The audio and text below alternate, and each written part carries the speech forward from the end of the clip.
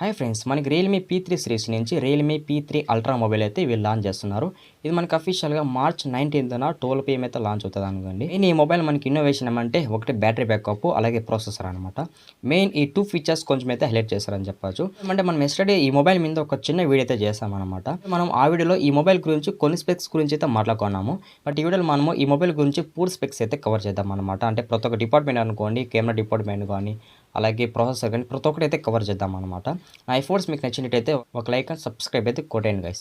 First మనము ఈ mobile design and build quality చూసినట్టయితే మనకి ఫ్రంట్ అయితే క్వాడ్ డిస్ప్లే అయితే రాబోతుంది అనమాట. ఇది మనకి కార్నింగ్ గోల్డ్ గ్లాస్ విక్టర్స్ ప్రొటెక్షన్ ఉంటుంది.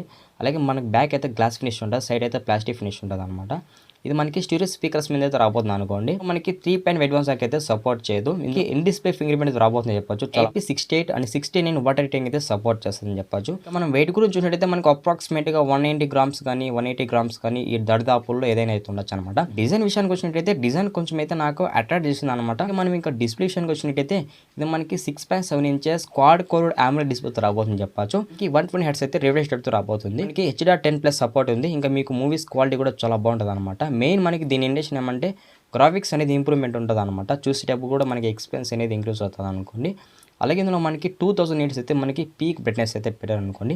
అంటే మనకి ఇండోర్ కానీ అవుట్డోర్ కానీ బ్రైట్నెస్తో కొంచెం ఇష్యూ అనేది తగ్గినట్లు. మెయిన్ మనం అవుట్డోర్లో పడేటప్పుడు బెటర్ ఎక్స్పీరియన్స్ అయితే ఉంటుంది అనమాట. ఎల్మో సపోర్ట్ ఉందన్నమాట. మనం అమెజాన్ ప్రైమ్ వీడియో, నెట్ఫ్లిక్స్ అవన్నీ కూడా హెచ్డీ క్వాలిటీలో చూడొచ్చు. అలాగే మనం ప్రాసెసర్ విషయానికి వచ్చినట్టయితే ఇది మనకి Dimensity 8350 ప్రాసెసర్ రాబోతుంది అనమాట.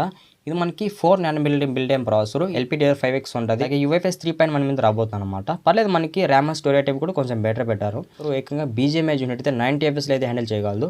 90 fps అంటే మనకి BGMI ఎక్స్పెన్స్ కానీ ఆడేటప్పుడు కానీ చాలా బాగుంటుంది అనమాట. అంటే మనకి ఎక్కడ కూడా ల్యాగ్స్ కానీ ఇలాంటి ఫీలింగ్స్ అయితే ఉండదు. మనకి Android 15 రాబోతుంది. Android 15 అంటే మనకి 2+3 ఇయర్స్ అయితే మేజర్ OS అప్డేట్స్ అయితే ఉంటాయి. మనకి UI 6.0 కస్టమైజేషన్ రాబోతుంది అనమాట. ఇంకా మనం కెమెరా విషయానికి వచ్చినట్టయితే ఇది మనకి డ్యూయల్ కెమెరా సెటప్ ఉంటుంది, ఒక ఫ్లాష్ ఉంటుంది అనమాట.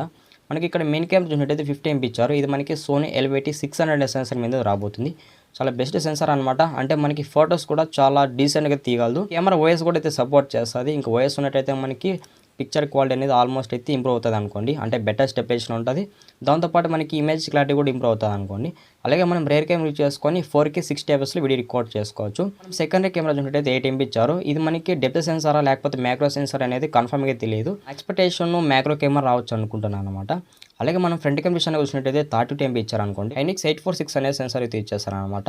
ఇంకా మనకి ఈ సెన్సార్ బెటర్ అని చెప్పొచ్చు అనమాట. ఫ్రంట్ నుంచి కూడా మనకి డీసెంట్ సెల్ఫీస్ అయితే ఇది కవర్ చేయగలదు. ఫ్రంట్ కెమెరా వీడియో రికార్డింగ్ విషయానికి వచ్చినట్టయితే 4K 30 fps వీడియో రికార్డ్ చేయొచ్చు అని చెప్పాలి. ఇంకా మన కెమెరా ఫీచర్స్ విషయానికి వచ్చినట్టయితే పోర్ట్రేట్ మోడ్ కానీ అలాగే స్లో మోషన్ మోడ్ కానీ ఇలాంటి కొన్ని ఫీచర్స్ అయితే ఉంటాయి అనమాట. ఇంకా మనం బ్యాటరీ విషయానికి వచ్చినట్టయితే ఇందులో మనకి 6000 mAh బ్యాటరీ పెట్టారని చెప్పొచ్చు. చాలా లాంగెస్ట్ బ్యాటరీ.